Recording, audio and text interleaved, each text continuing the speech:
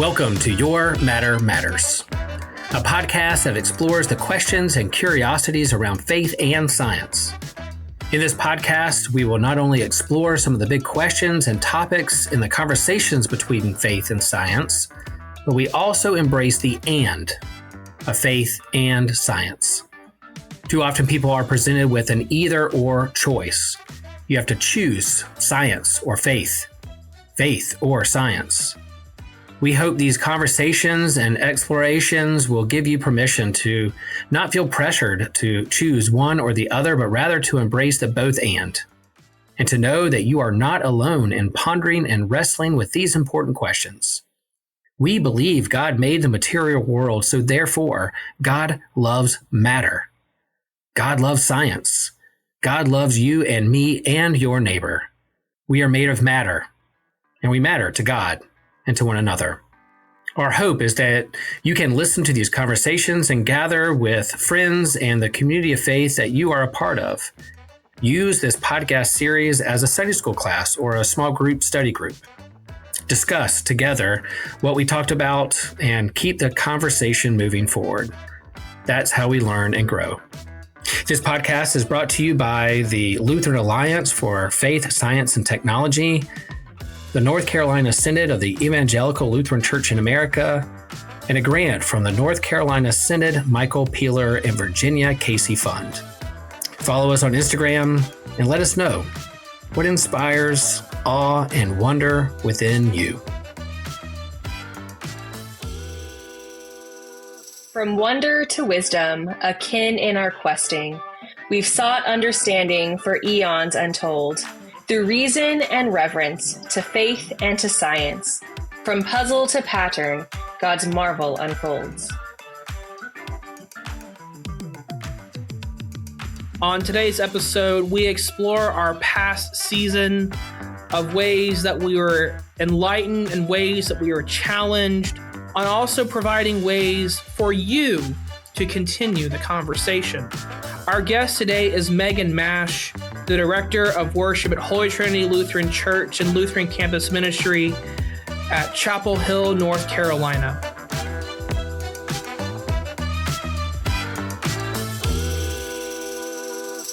So, yep, Thomas, we did it. Here we are. We're at the end of this. Can you believe it? Well, I can't believe we are at the end. I do have a question for you, though. Okay. It's a question I asked you at our very first episode. Mm-hmm. After all we've listened to now, is it faith? Is it science? Is it faith or science? Or is it faith and science? I like that word "and." Yeah, that's where we are. I think we have learned that in this series. We haven't lost it. Coming full circle. Yeah, we're not giving up the "and" here at the final end. As we've gone and had some of these conversations with some really deep thinkers and some of our favorite people who are in the conversation and dialogue with faith and science, we're not going to drop the "and." It's not either or. We're still going to stick with it. We're going to double down. They both can hang out together in the same room and have some good, healthy, fun conversations. And that's what we've done. We've had fun. We've had stimulating conversations. It's been awe-inspiring. We've had epiphanies. Thomas, you and I have read a lot of books about this. We've had a lot of dialogue with this. We've been in this game for a long time, and I can still say I still love it. And I can also say that I still learn something new. There's a couple things that kind of blew my mind or helped shed a new light on some questions that I've thought about for a long time. And so, yeah, let's recap and kind of explore where we've been and where we're going from here.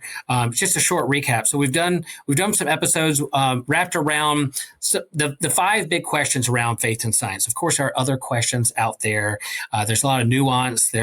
Once you have one question, you try to answer it, then there's like 12 more questions that pop up. But we started the series with an intro of why we're doing this by sitting down with some of the steering committee of the Alliance, the Lutheran Alliance for Faith, Science, and Technology. So they got us going. We talked about awe and wonder and how that can be common ground when it comes to having this conversation.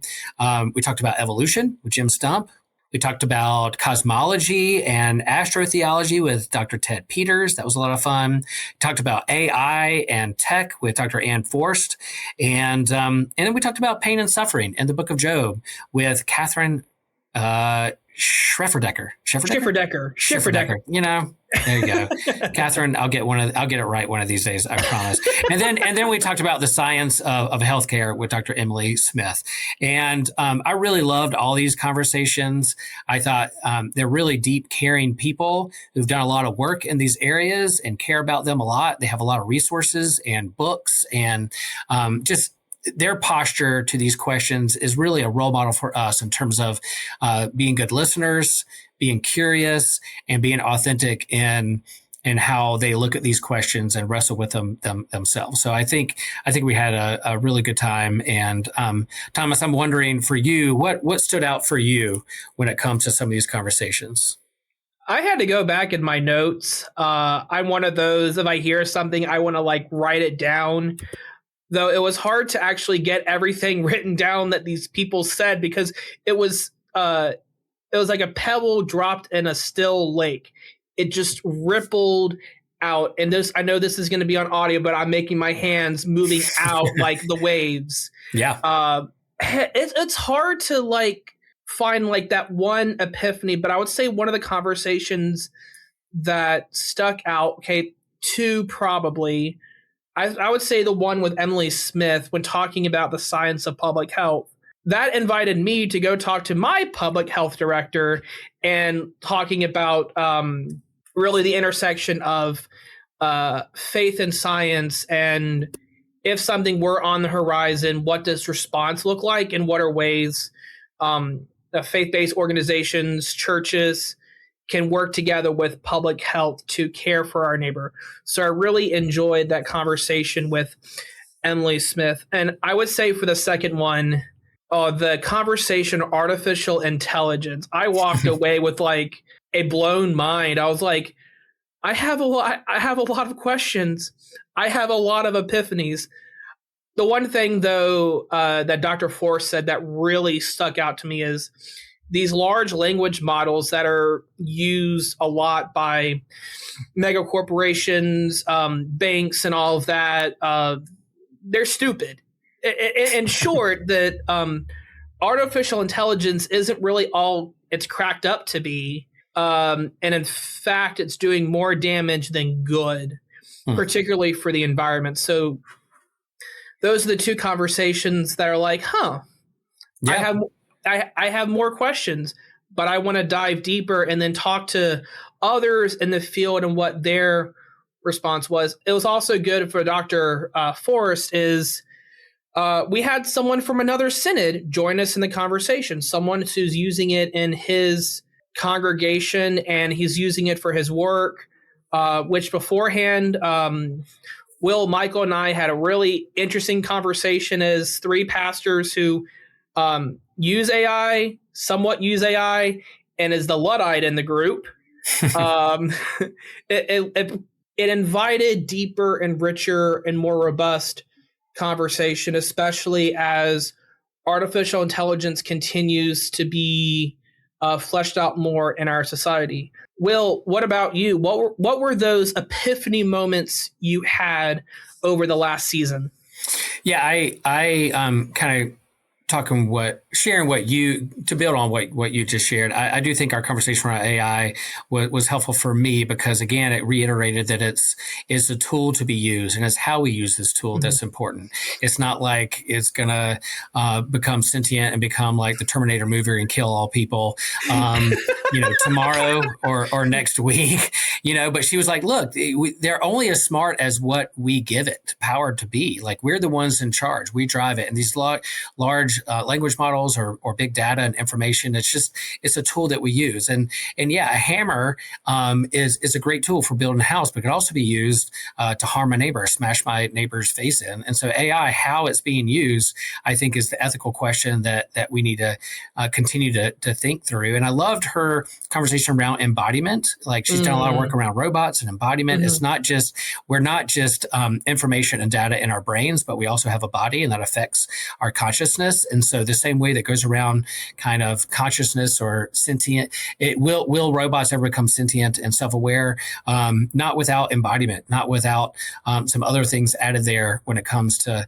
AI. So that was helpful for me to hear her share some of those things. It's not like as good or bad as how we use it.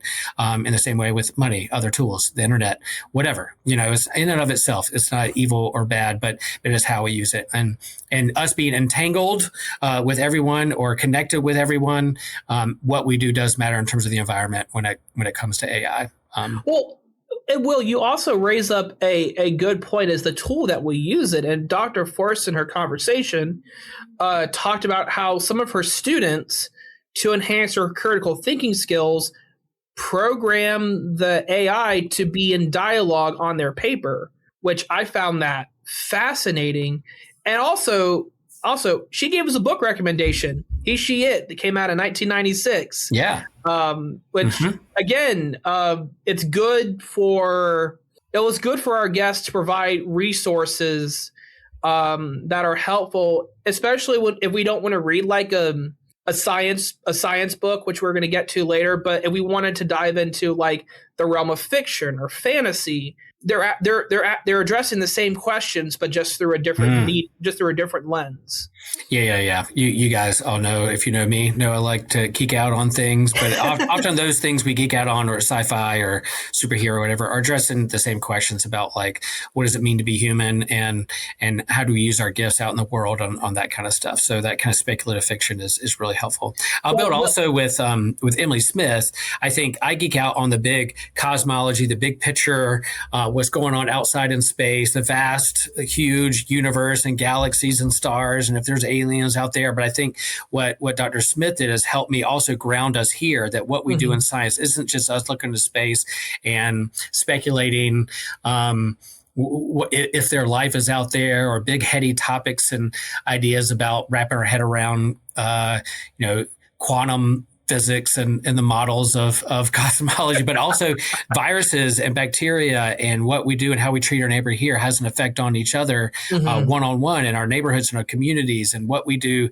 in this country can also affect what happens in another country in terms of their health and how they're thriving. And so I loved how we look at the big, huge picture in the universe, but also can go look at the very, very, very small, and how that too matters in how we live our lives and how we treat our neighbor as well. So that was helpful for me. Often we look at the universe and be like, do I matter in this universe that's so big? Humans are so small. But yeah, there's really small particles and quantum particles and viruses and bacteria. And maybe humans aren't all that small. We're kind of caught in the middle between infinitely small and infinitely big. And so we're there, and they all tie together. They're all part of one another. Well, it's interesting you say that, because on my Facebook feed, BioLogos had a thing out there talking about the vastness of the universe, and on their blurb, on their image, does that mean we matter less? And I'm like, it's all connected. Maybe systematic geekology can do He, She, It for a book study for your next podcast. Yeah, I wrote it down. Yeah. I wrote it down on my notes. I will say another. Of course, I loved our conversation with Dr. Ted Peters. He's a legend when it comes into his work with faith and science, but also in Lutheran circles and in seminaries and in teaching. And I tell you, the one quote that he said that is just living rent free in my head that blew me away is when we're talking about Genesis 1 and how it relates to the cosmos and cosmology. We talked about that with Jim Stump too, in terms of evolution and how we look at the creation stories and myths. But when he said that maybe Genesis 1 isn't where we've been, but where we are headed, blew me away. It's like maybe that's not the ultimate beginning, but that where we're headed is what matters most. To build towards when God says it is good, or Sabbath, or a rest. It's talking about our origins. It's talking about the birth of all things, the beginning of all things. In the beginning, God created the heavens and the earth, but it's also a place where we're headed. So that for me made a big impact on how I not only see that story, but also how I live my story and think about the cosmos that we're a part of. I want to add to that, but through the lens of Jim Stump, because again, all of these are connected. What I appreciate about Jim Stump, his book, but also the conversation, is the concept of the sacred chain, how we're coming from the cosmos above us, and the fact that we're made of stardust, which was an interesting conversation with Ted Peters. But then how does then that translate to how we came to be as humans? Also, and this segues into the lingering questions. What's next? Yeah. What is next? What is that next link on that sacred chain? The conversation with Jim Stump shaped my All Saints sermon, my sermon for All Saints Day, because we tend not to think of the communion of saints as a chain, but if we look back in the history of the church and even back into the Old Testament, everything is continuous. And the same with human evolution. It goes to what that next step will be. Yeah, it's kind of we're all linked together, right? We're linked together in this chain. You could use the word entanglement, but I'll put a pause on that since I use it so much. But we're linked together. But I think God's not done with creation yet. We're not. Yeah. We're still a part of it. It's an ongoing process, and so I think that's helpful too. Is that part of this faith and science conversation? Is that let's be real here. The reality is that the huge kind of breakthrough discoveries in science isn't going to stop the questions that emerge. The questions aren't going anywhere. The process, we're not going to stop learning. I think we've arrived and we've learned all things. It's going to keep going. It's going to open up more questions. So the big questions aren't going to go away. And just like science isn't going to go away, religion, faith, and spirituality isn't going anywhere. It's not going away. So how can we have these conversations where we're in this sacred chain of still creation still being a process of becoming what it's called to be, and we're a part of it. So why shouldn't science and faith sit down at the table and have some healthy dialogue with this? And I think that's what we've tried to do in this podcast, and try to open up models and ways for people to have these conversations with some really deep and smart and authentic people who share these same questions that we do.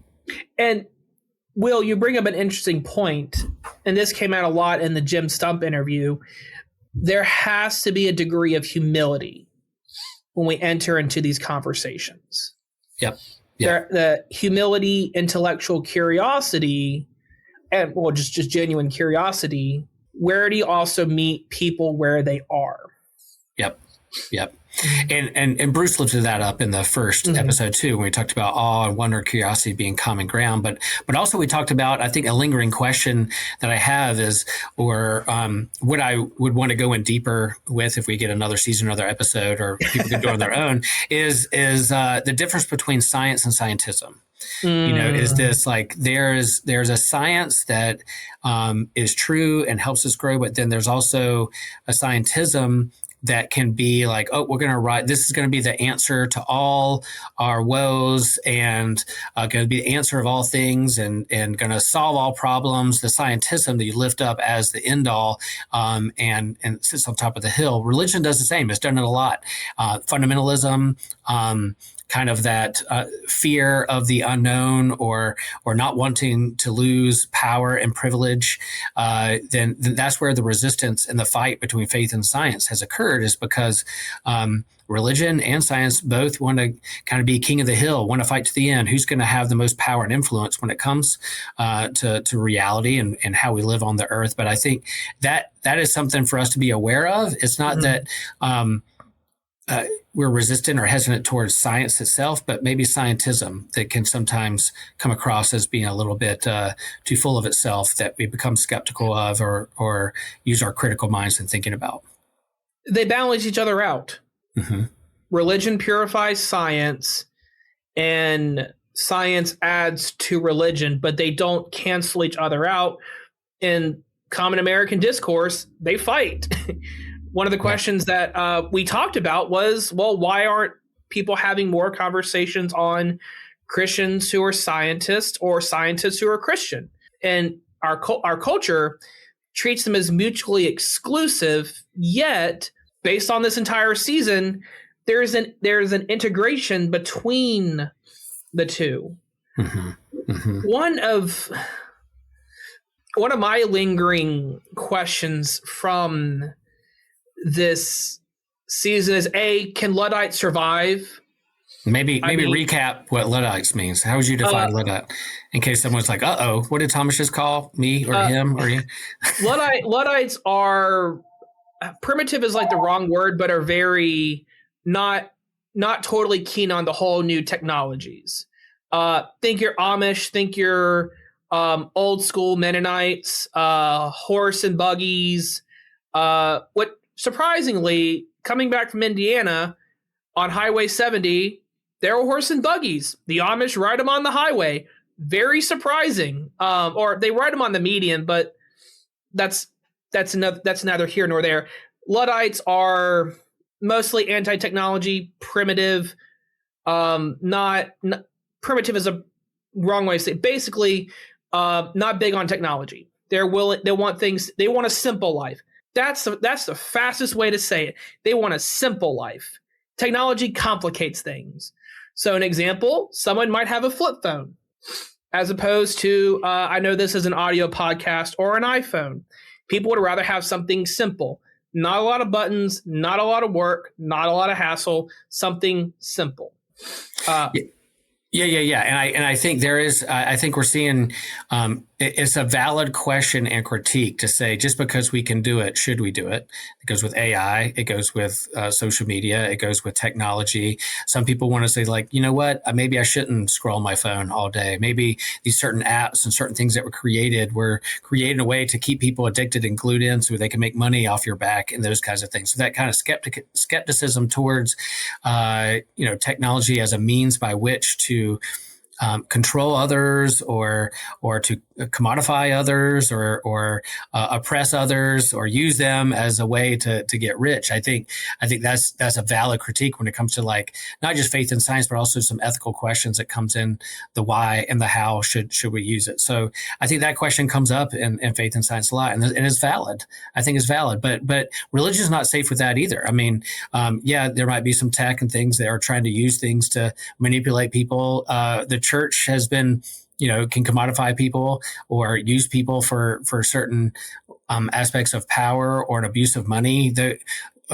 Those kinds of things are there for both. So humans are going to human no matter what, which led me to the other part when we talked about pain and suffering and the book of Job with Catherine. Like that's why we added this as a part of the question. It's not just like, how does Genesis 1 relate to evolution or cosmology or public health or AI and tech, but there's also the question, one of the top questions that are always lifted up when people talk about faith and science or why they're resistant to being a part of institutional religion, is the problem of pain and suffering. That's something, all right, if God is so loving and just and if God is so powerful, then why is there still pain and suffering in this world? Science addresses it some in terms of, it has a purpose and natural selection, but also, well, how does that affect our faith? How does it affect how we understand God or our neighbor? So I think that's a part of this too. It's not just the big heady quantum equations that we bump up against when it comes to science, but also like real human experience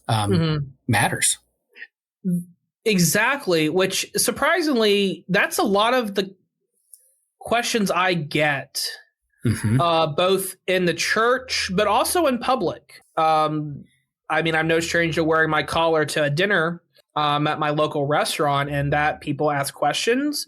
More often than not, I'm usually showing up with a book, and usually that book invites well, the book I'm currently reading, and it kind of fits perfectly in the pain and suffering, is Kate Bowler's memoir, Everything Happens for a Reason, and Other Lies I've Learned, Other Lies I've Loved, tackles that question.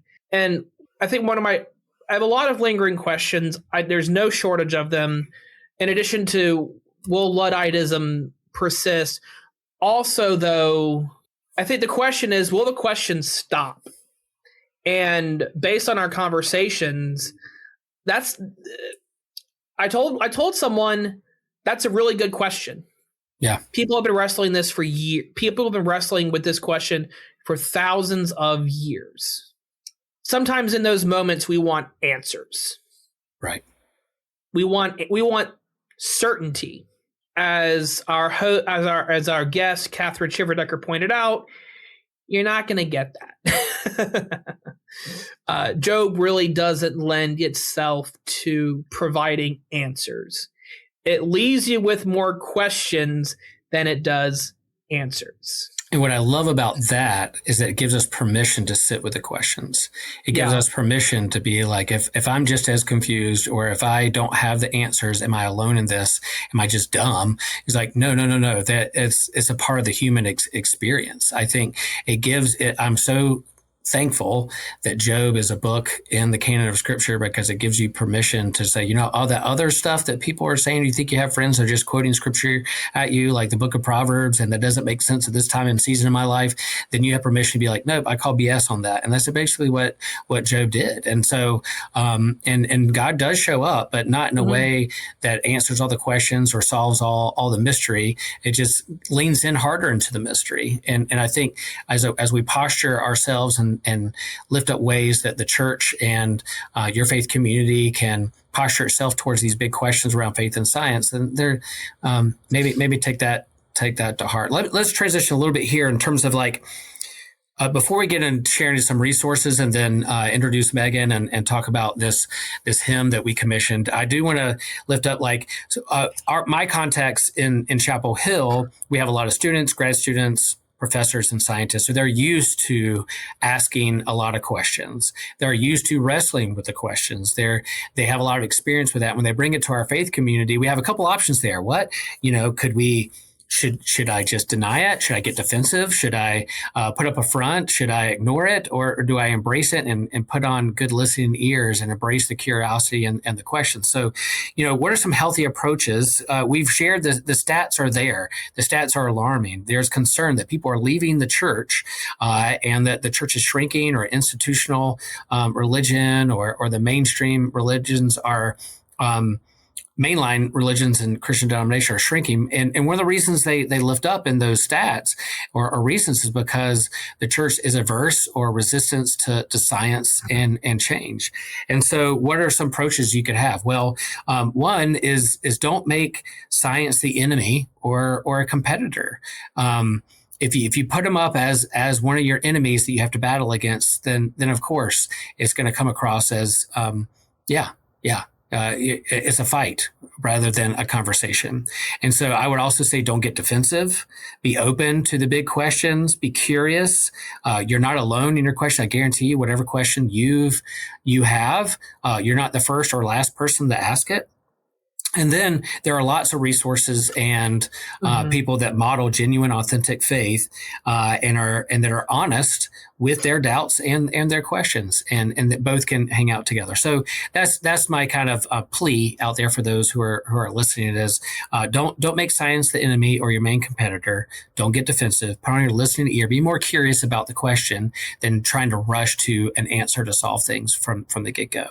And even if you're not in the research triangle or have quantum physicists as a member of your church, I guarantee you do have a chemistry teacher or a dentist or someone who's an engineer or someone who works on a farm that's dealing with everyday practical science and math each and every day. We're all using it. So how can we use that and then think about how that illumines our own faith and mystery and awe and wonder? Take a walk outside. Yeah. I don't mean to be coy with that answer, but take a walk outside. I'm in rural-ish North Carolina, about an hour north of Charlotte, hour and a half west of Chapel Hill. I can walk on my back patio and I can see the Big Dipper. I can see the Little Dipper. I can see the North Star. I can see the moon as clear as day. Little light pollution, as opposed to Chapel Hill that's littered with lights. And let's litter with lights and the Tar Heels. We'll just say that. Yeah.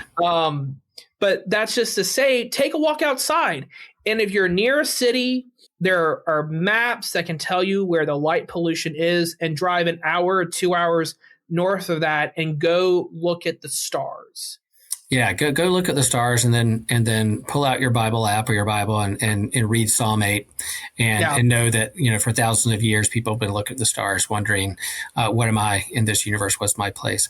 Let's talk about resources a little bit. Let's lift up some of our favorite resources, and then we'll talk with Megan about ways that that we've integrated faith and science to our worship experience. But a couple things I want to lift up in terms of, we're not the first one to have a faith and science podcast, but what we hope is that you can use this in small groups to spark some conversations in your own community. And we don't have all the answers, but maybe this sparks some awe and wonder in you and resonate with you and some of the questions you have, and then talk about it in community. It's not meant to be done alone. Go find a small group and some friends and family and community to do it. But top resources, of course, the Lutheran Alliance for Faith, Science, and Technology website, blogs. They're a sponsor of this podcast. Also, we lift up BioLogos, very great resource, one of the top in the faith and science conversation. Science for the Church is another one that I've worked with, and we'll talk about a little bit more about that, about how they've helped us. And then there's a series of books. There's so much. That's when we first started getting to faith and science. I was like, wow, there are so many books who are having honest and cool conversations around this. It's not just the fundamentalists on each side, or the scientism on one side and fundamentalists on the other going at it. There's some people who really have some healthy conversations. So Thomas, maybe lift up, what's a book that you would want to share with our listeners that made an impact with you? I will gladly give those. I'm a book person, bibliophile. I got too many books to my name. I want to lift up, though, starting with Psalm 8, as Will mentioned. Mm-hmm. That's actually how I got involved with the Lutheran Alliance for Faith, Science, and Technology. Holy Trinity Lutheran Chapel Hill had a blog going. I sent it to Will. I also happened to write it for a class, which made it all work, and then submitted that to the Alliance. And that was my introduction into the wider faith and science conversation. I'm going to lift up Emily Smith's book first, The Science of the Good Samaritan, Thinking Bigger About Loving Our Neighbors. Really good book, really easy read. She does a lot with what was life like during the pandemic, and she experienced it from both sides, people in support of the mandates and people against it, and how that broke down as well. Yeah. Nice. Yeah, I'll lift up, and we kind of go back and forth just a little bit. I would, the one that got us started here that I can't recommend enough is one of my favorite faith and science books is Would You Baptize an Extraterrestrial? And Other Questions for the Astronomer's Inbox at the Vatican Observatory. Really, really a wonderful book about lifting up some of the big questions around faith and science. And we got two Catholic priests who are also astrophysicists who wrestle with those questions. And man, I love that book so much. So I couldn't recommend that enough. So I'm going to add on to that. I believe it was in this podcast episode. Yes. There's a podcast, a series called Hark, the Stories Behind Our Favorite Christmas Carols. And on the episode We Three Kings, Maggie Van Dorn of America Magazine actually interviews one of the authors from the Vatican Observatory. Nice. Yes. Well, I'll just add on to that, especially for those who may not be familiar with the Magi. There's a book by Eric van den Eyck, The Magi, Who They Are, How They've Been Remembered, and Why They Still Fascinate. In the church here, we call this the Epiphany Day, the day Jesus was revealed to the world. The Magi, the wise men, not sure how many they were astrologers. They were astronomers. They followed the star. They read the sky. So I recommend anything that relates to the Magi, because you're going to get a lot again of that relation between faith and science and culture. Yeah, it's a perfect faith and science story or cosmos there in the scriptures. A couple of things. What's that? So I'm going to lift up real quick because I want to talk with Megan. A couple books. I want to lift up Joshua K. Smith's book, Robot Theology, Old Questions Through New Media. Fantastic conversation or book around AI and robots and how that relates to our faith. He does a great job there. Andy Root did a book called exploding stars, dead dinosaurs, and zombies, and really kind of shares the story of a youth director who gets some questions about faith and science and how they can relate to one another, and does it in a really neat way of storytelling, but also diving into some faith and science conversations. And then Love and Quasars, and astrophysicist reconciles faith and science. It's a great book as well. I think you have another book by him as well, Thomas. Yeah, it's called Stars by Us, Finding God in the Evolving Cosmos. In this book, he actually works through, in Stars Beneath Us, Paul Wallace, who also wrote Love and Quasars, walks through the book of Job, and it is wonderful. I read this book for a class in college on ministry, faith, and science, which was wonderful. We actually had a professor from Southern Seminary, the Lutheran Theological Southern Seminary at Lenore-Ryan University, come and do a presentation on faith and science and astrophysics. And the other book I have, it's called Baby Dinosaurs on the Ark, The Bible and Modern Science and the Trouble of Making It All Fit, which I probably could have touched on this book when I did Noah's Ark in confirmation, but there you go. And I will share that there's a lot with the Lutheran Alliance for Faith, Science, and Technology. We're in the midst right now of working on a statement in support of science and the public good. And we want to make this kind of an ecumenical statement, working with some of our ecumenical partners, because we know that science and research is being undermined and defunded because there are those out there who feel threatened by it. And so therefore, how do we support good, authentic science and for the public good? And so the Lutheran Alliance for Faith, Science, Technology want to just make a statement and say, like, yeah, we're pro-science, we're science positive, and there's ways to do this. So keep a lookout for that later down the road.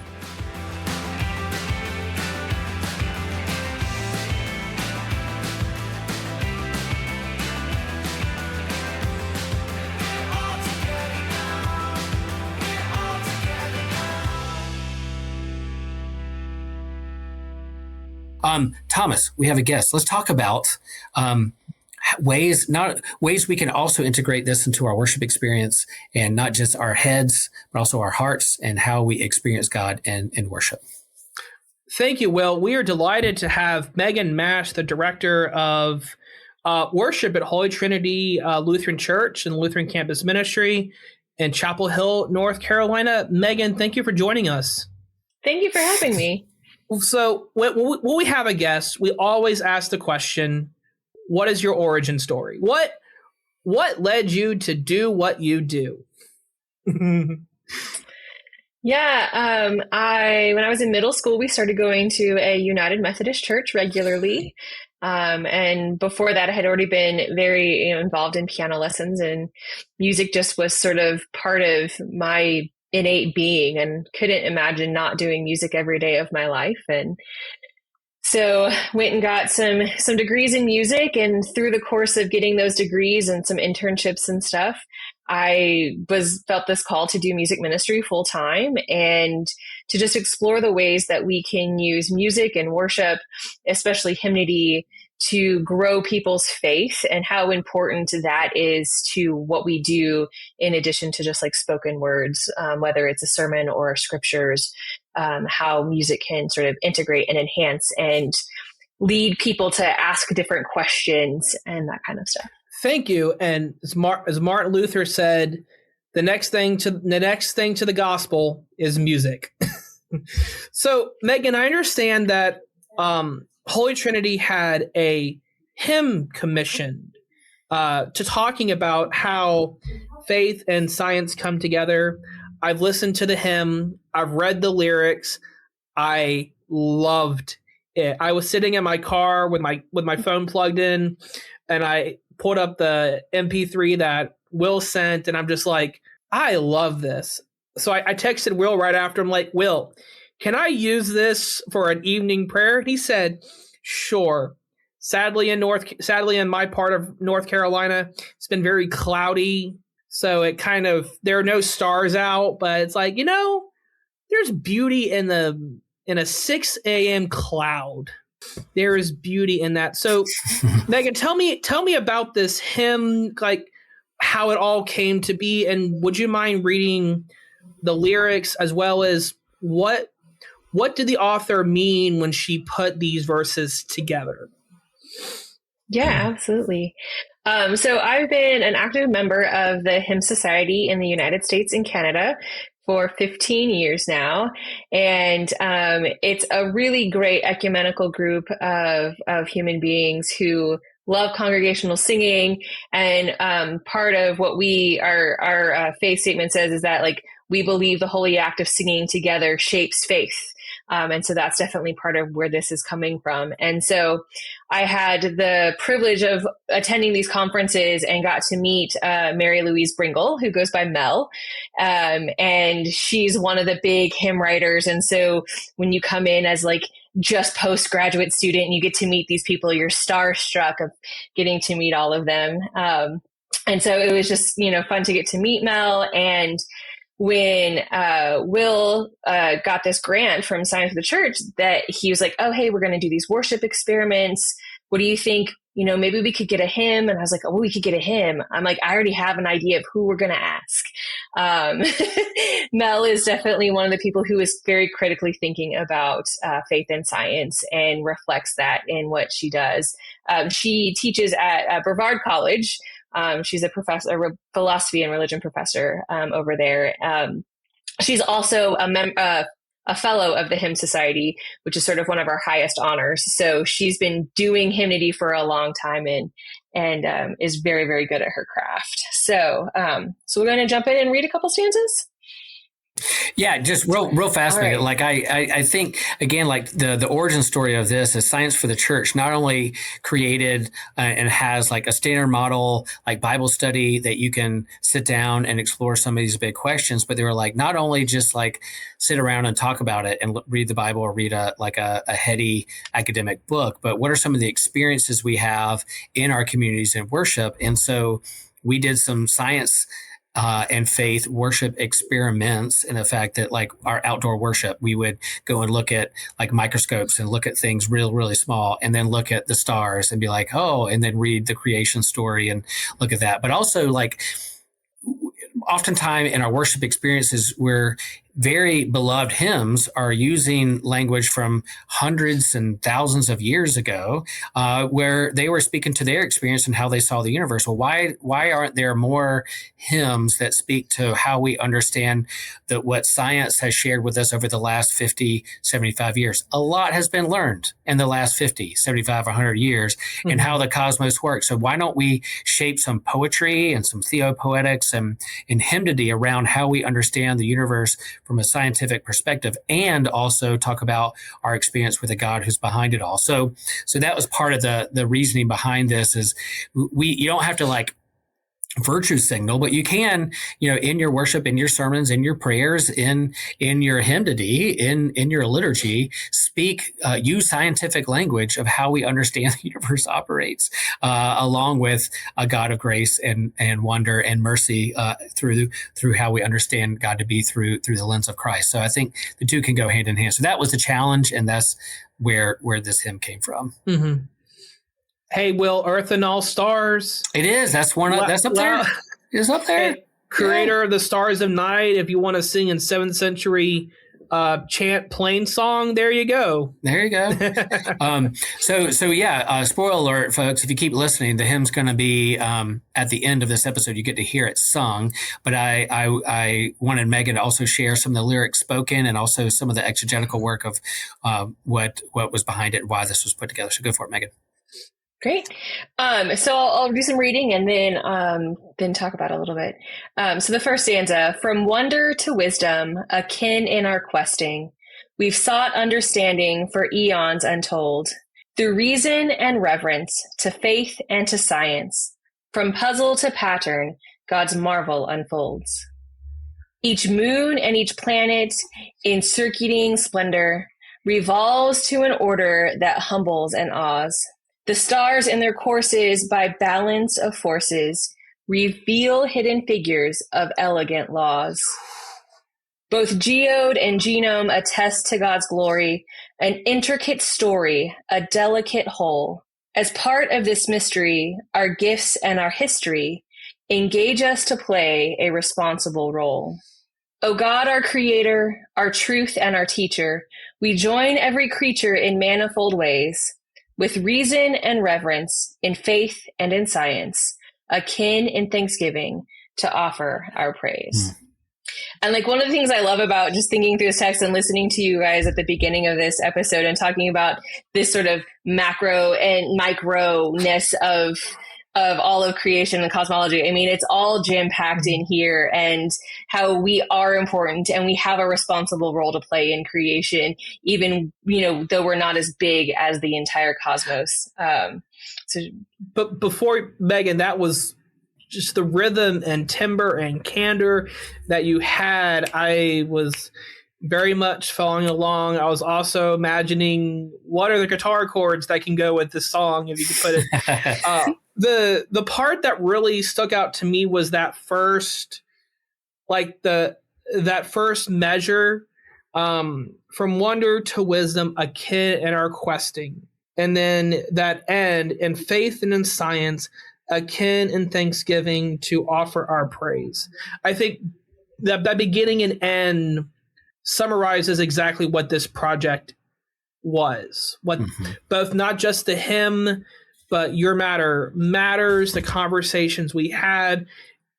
It's a quest. It's a quest, and we've had a lot of side quests on the major quest. But it's akin in our questing and thanksgiving. We offer our praise. Again, Will, it goes back to what you said. Psalm 8. Yeah. There's precedent for that. It's biblical. Cool. Yeah.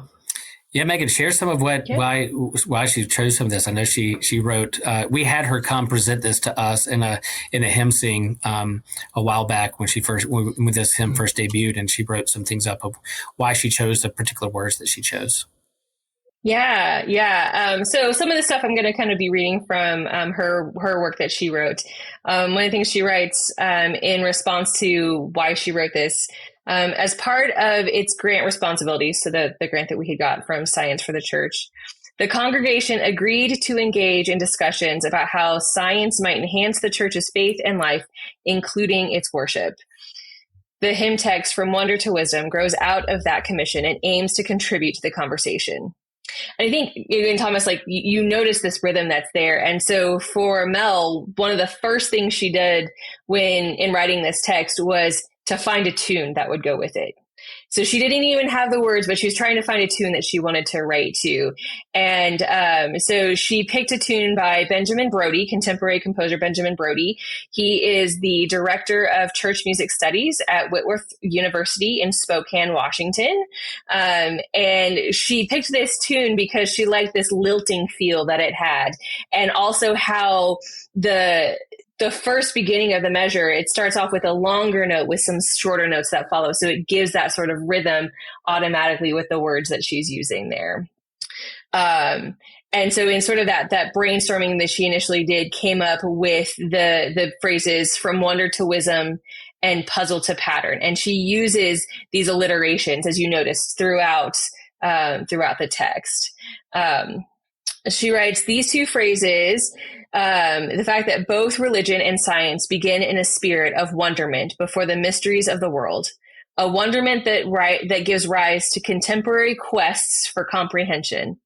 The wonder to wisdom and puzzle to pattern phrases also follow an alliterative structure that appears throughout the text as a way of mirroring the orderliness that both faith and science seek and celebrate. So she's really intentional sort of about that. Another deliberate parallel to given the akin in our questing and akin in thanksgiving were very important parallels to continue with that faith and science idea that she draws on. Stanza 2 then takes us to sort of that celestial realm with the moon and the planets. And she says that the inspiration from this actually comes from an interview that she had heard with Francis S. Collins, the former director of the Human Genome Project, and about why he believes religion and science are compatible. She also quotes Eugene Wigner, a Nobel laureate in physics, some stuff by Eugene that also related to this second stanza. It says, even the stars in their courses remain in their places, so to speak, by a balance of forces, the gravitational pull from the center of the galaxy in which they reside, precisely offset by the outside push created by their orbital motion. So it's just been like reading this stuff with how she thought about this text is just so fascinating. She writes, the fact that this elegance both humbles and awes suggests that scientific understanding has the potential to enhance rather than diminish religious reverence. It's just so fascinating. And that's kind of the point too, as we said, is they can enhance and enrich. And I think one of the deepest, richest part of what's enriched my ministry the most is leaning in harder with the conversation with faith and science.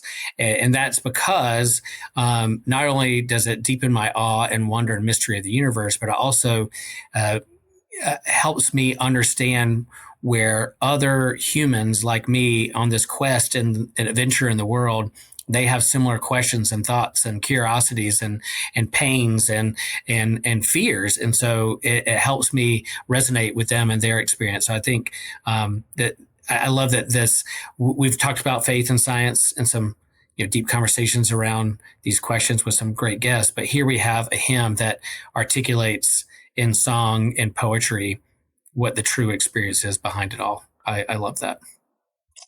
Yeah. And so that stanza 3 is really kind of where some of that comes in, of being more specific about our experiences and where our role is and how our matter matters in all of this. And she talks again about, inspiration to use the word genome from Francis S. Collins, and pairing it with geode, and how pairing them side by side gives us a different perspectives of things.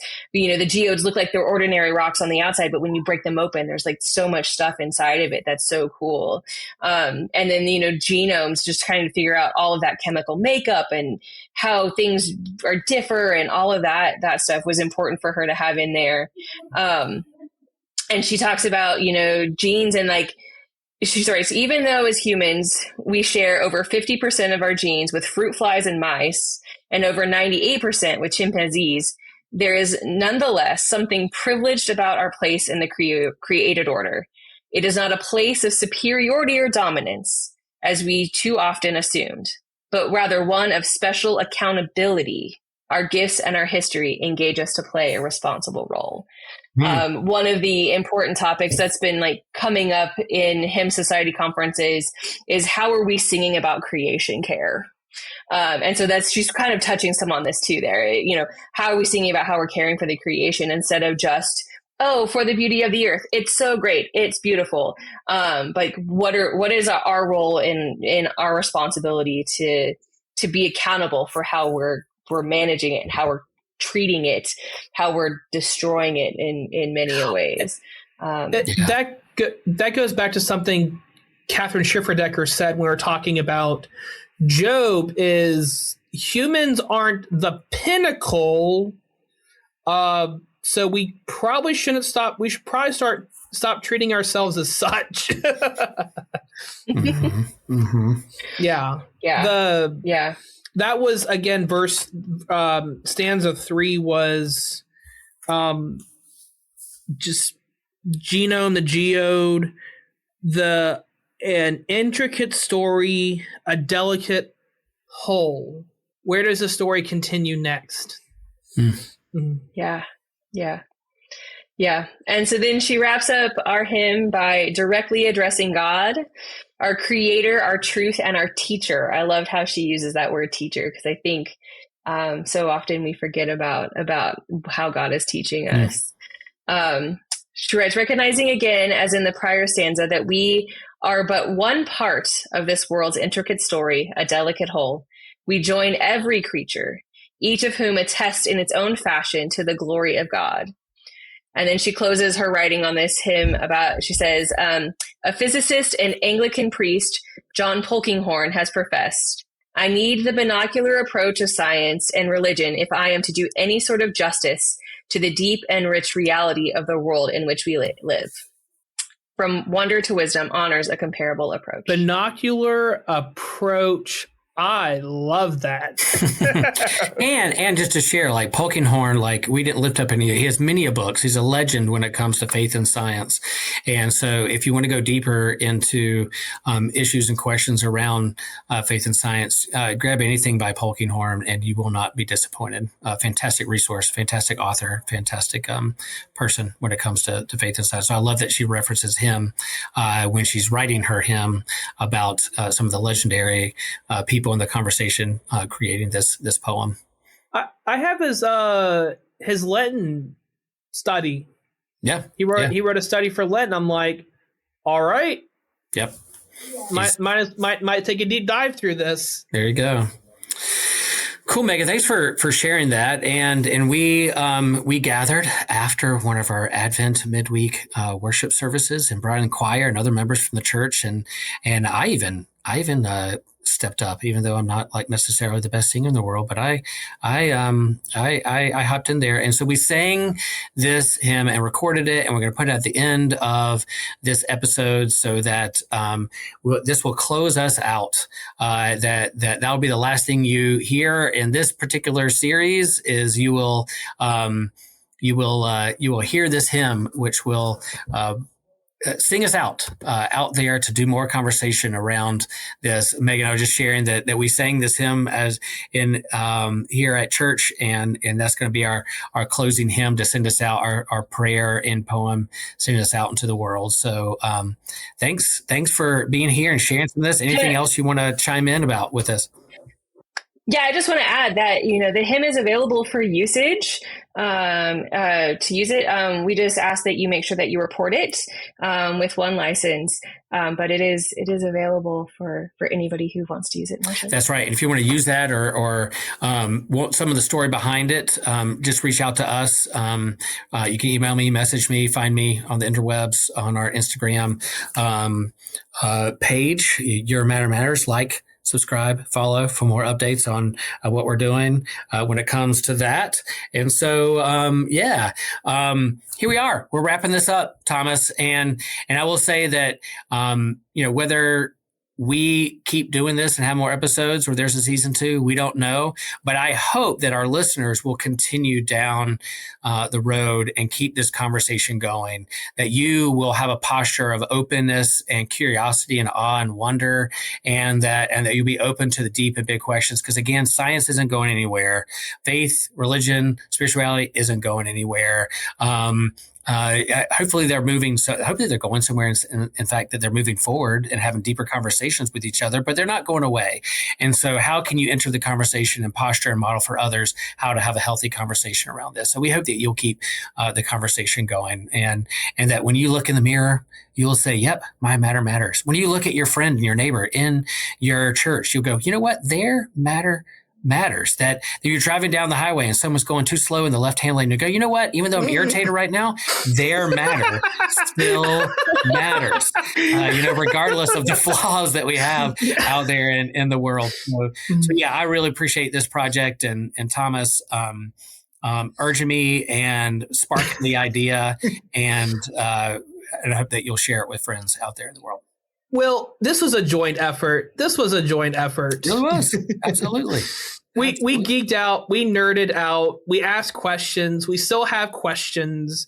And who knows? There might be a season 2. If they can make a Spaceballs 2, there can be a season 2 of Your Matter Matters. True. That is so true. And there's plenty more questions and authors and people that I want to talk to. So we hope that happens. But yeah, regardless of whether we keep doing this or not, there's so much out there that is not going away. So as we close out here, Megan, I'm going to have you unmute because we're going to all say this together before we hear this hymn.